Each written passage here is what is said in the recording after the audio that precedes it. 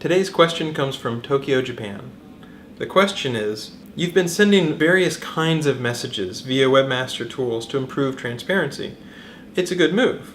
How many types of messages do you send, and how do you decide what message you send? Great question. So I can share a little bit of stats. At this point, we do send hundreds of thousands of messages each month. That might sound like a lot, but for example, one search engine named Bleco estimated that 1 million spam pages are created every hour.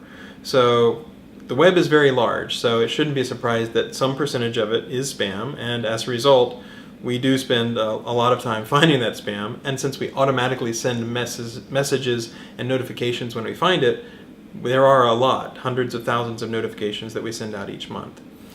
There's a lot of different categories of spam. They're covered in our Webmaster guidelines, everything from cloaking to scraping to sneaky JavaScript redirects, paid links, all sorts of stuff. But all of those boil down to roughly about 10 different messages that we send, So hidden text, keyword stuffing, gibberish, all that would go into one message that we send out. I can share some stats from earlier this year, from January and February.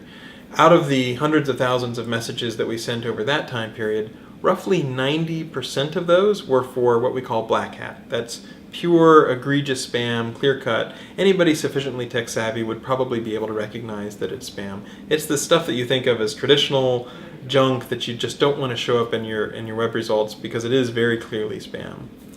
About 4% of the messages were because the content had little or no added value, and so it's not ranking as highly in our search results. About 3% of the messages that we sent were related to hacking. So hacking is a big attack as far as black hats, and even though it's illegal, there's a lot of people that do that, trying to promote their pharmacy pills or whatever, that sort of thing. So about 3% of those messages were related to hacking.